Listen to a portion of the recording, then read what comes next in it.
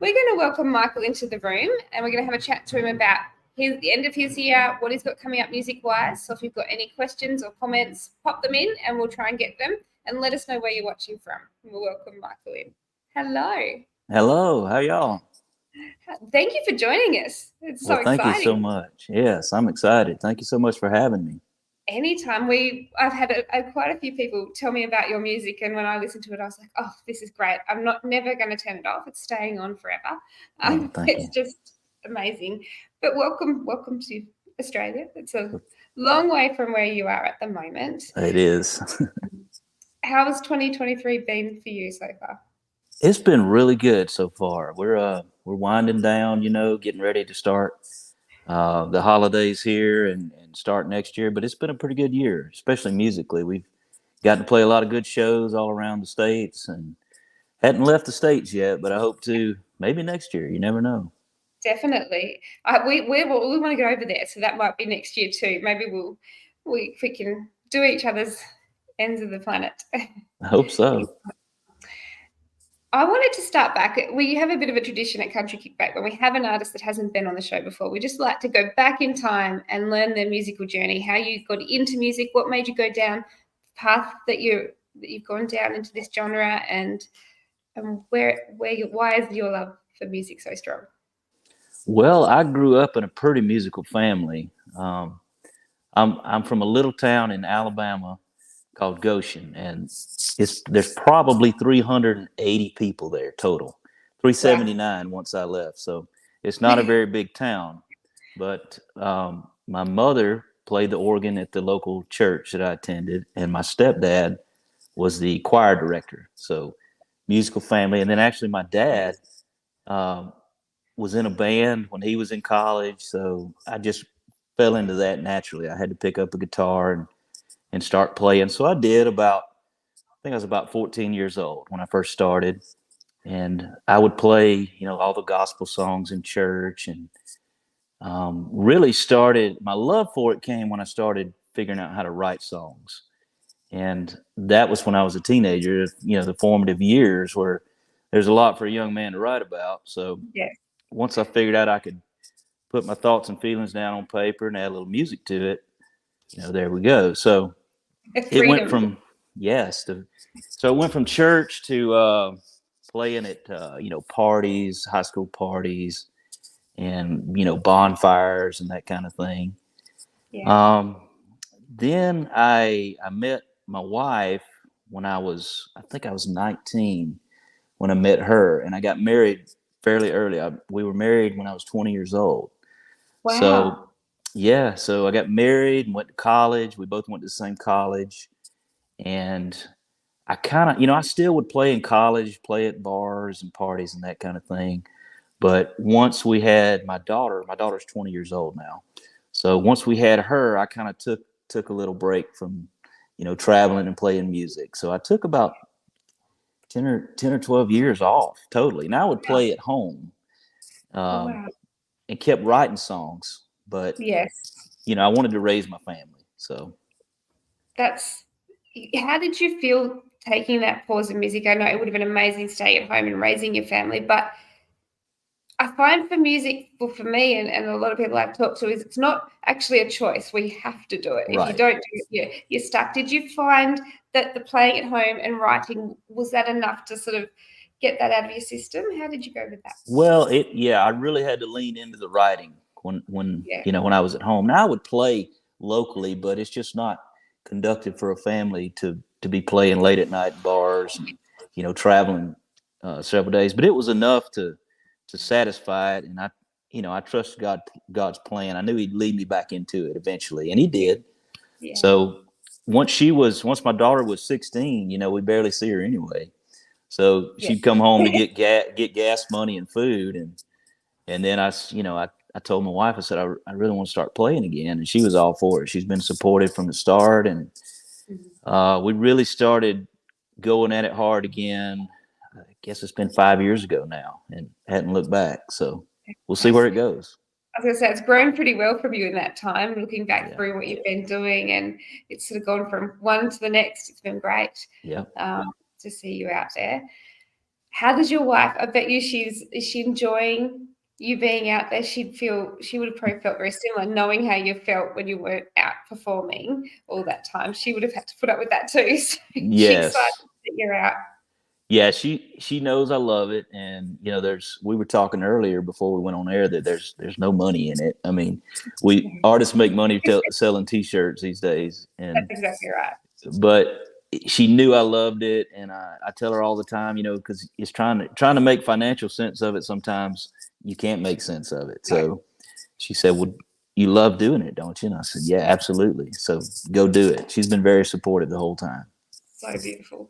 And the other side to that is, your daughter, she's 20 now, but showing her that going after your dreams and teaching her that, and it's great because it's showing her that she can do that as well.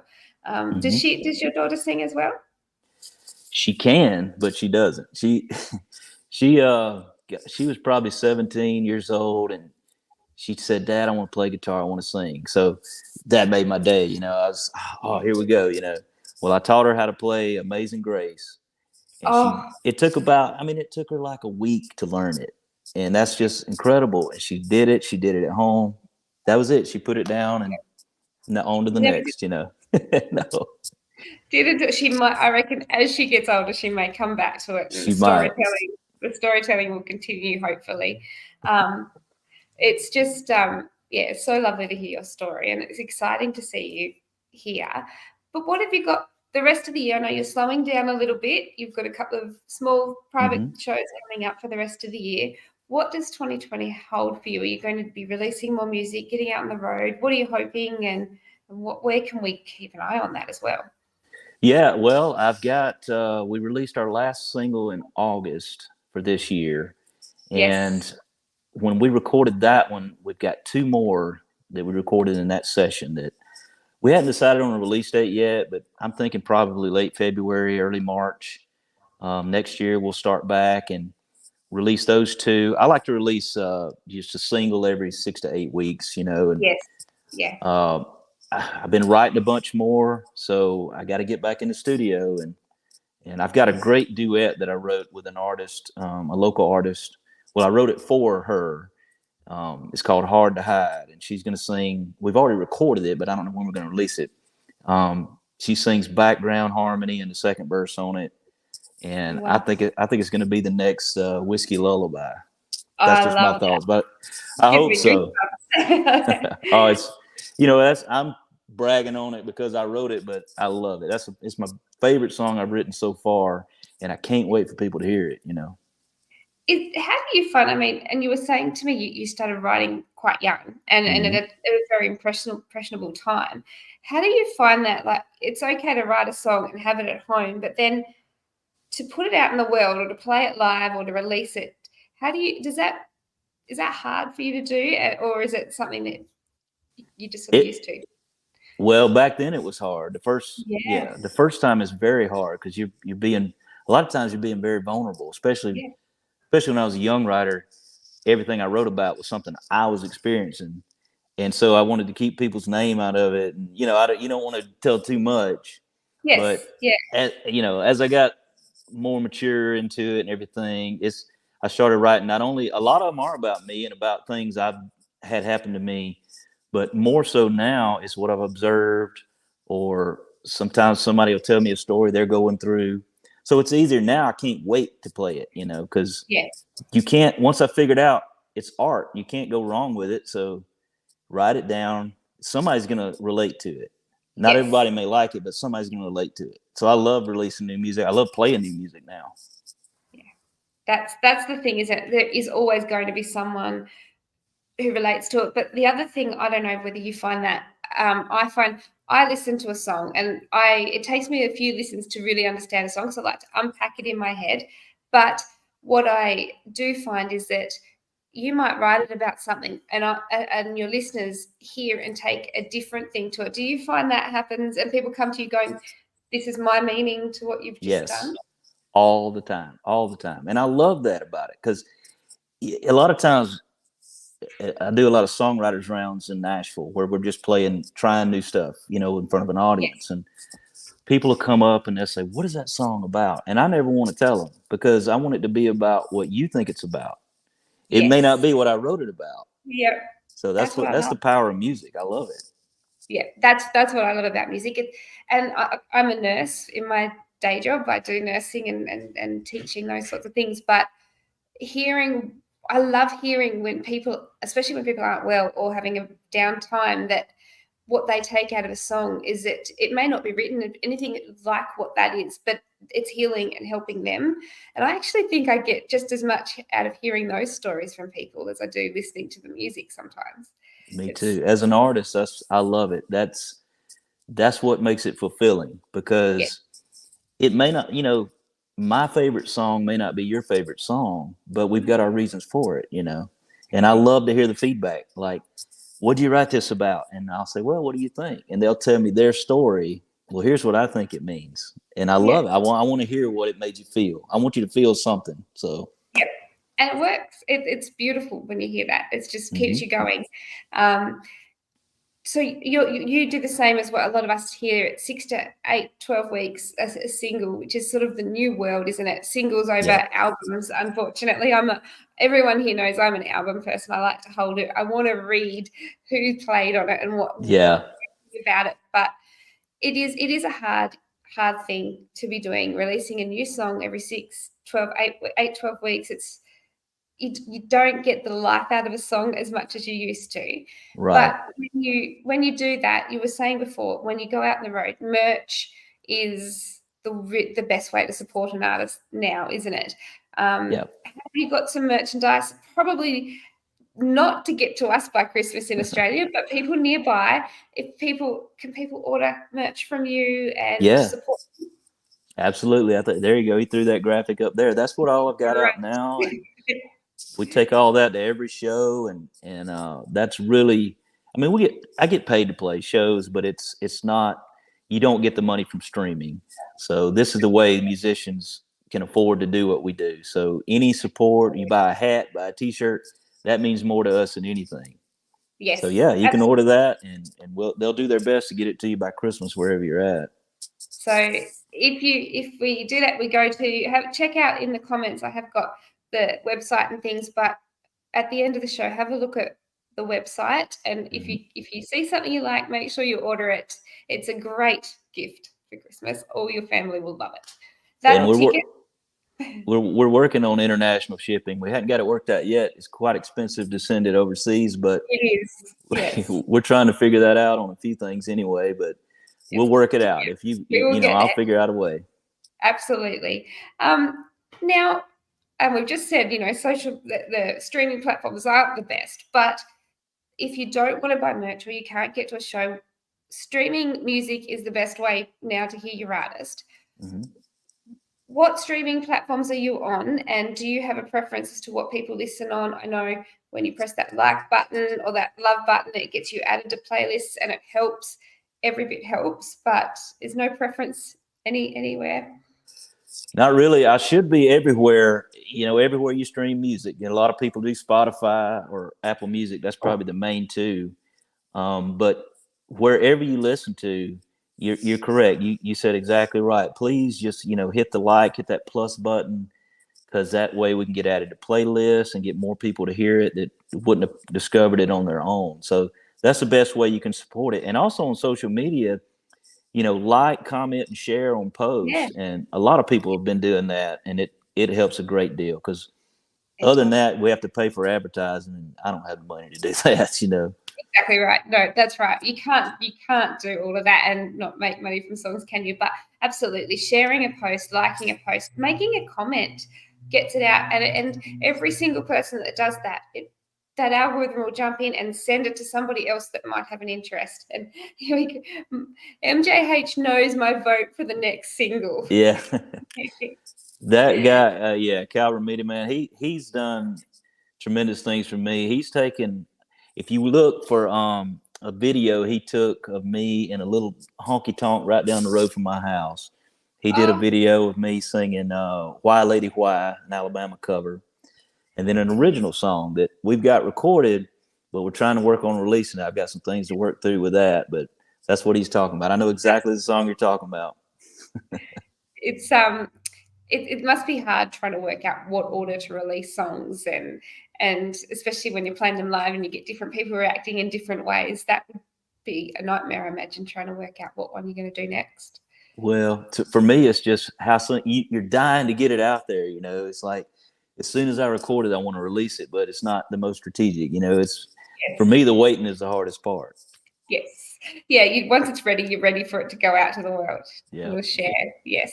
And I was looking when we're doing all the research on you, I love your logo. Did you design your logo and your cover art?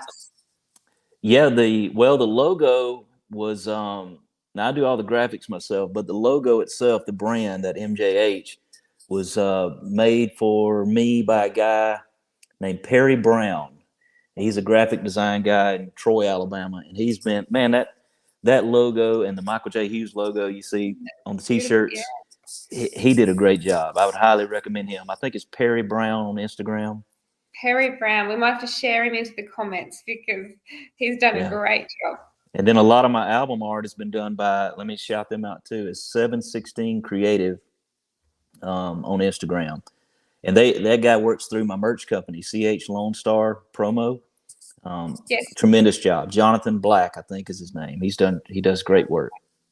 They have done an amazing job on all of your things. It looks so good. It's hard to find people that click with you, that just know your music and know your sound and your design. So when you find people that understand, it's so good to work with. So what is the best place if we want to follow you, social media, to find out when your next performance? Is it best to look on your website for tour dates or ticket sales? Right. Yeah. Website. I update it all. And it's all, if you comment on Facebook, Instagram, that's where I'm mainly active a lot. Mainly Instagram. But if you get a reply, it's from me personally, because I want to build relationships with people. So Facebook, Instagram, and the website is where I keep all my stuff updated. Yes. Yeah. So ticketing is probably mostly through your website and probably from venues that you're playing at as well. Is that the yes? Mm-hmm. Yep. Excellent. So guys, when we've finished here, make sure you do go over there and subscribe on all the platforms and make sure you have a look at the merch. Your current single, tell us a little bit about that song and how you wrote it.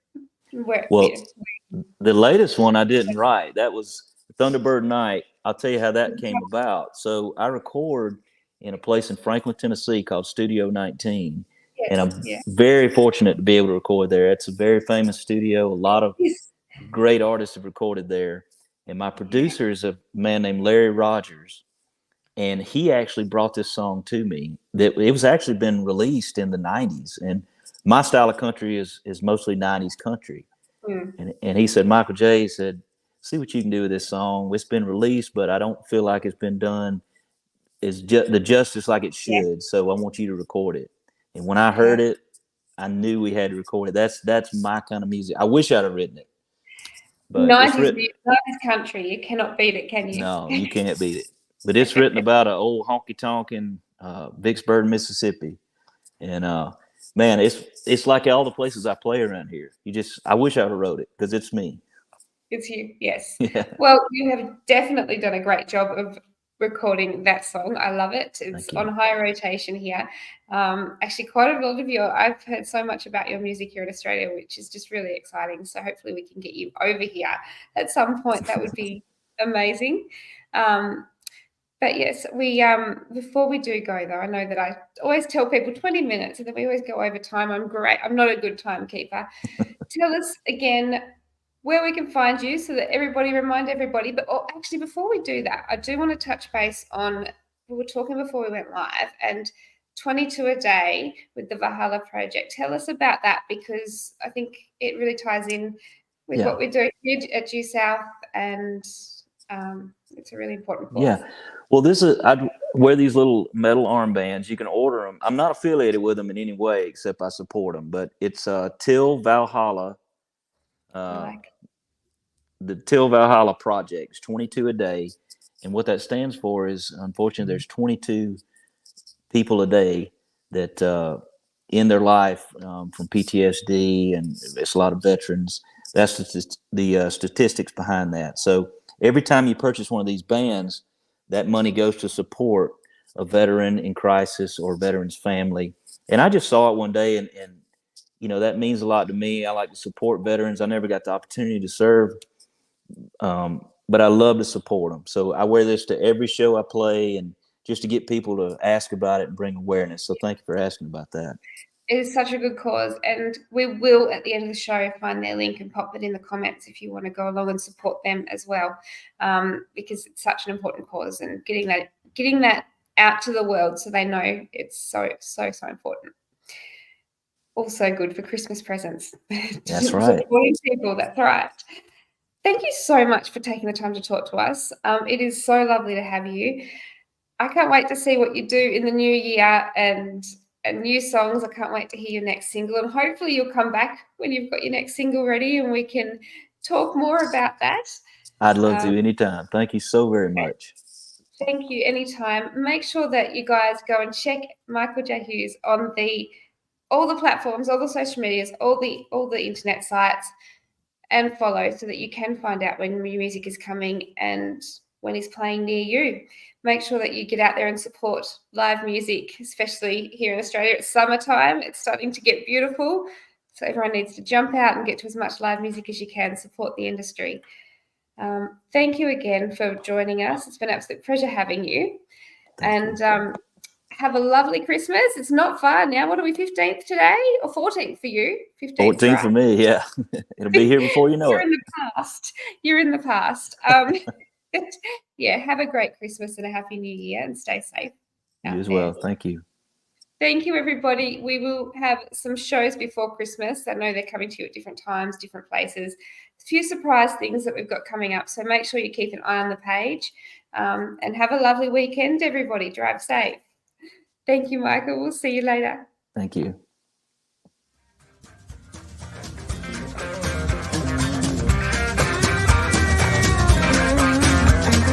Thank you for listening. We hope you've enjoyed today's program. See you next time with the latest with Country Kickback.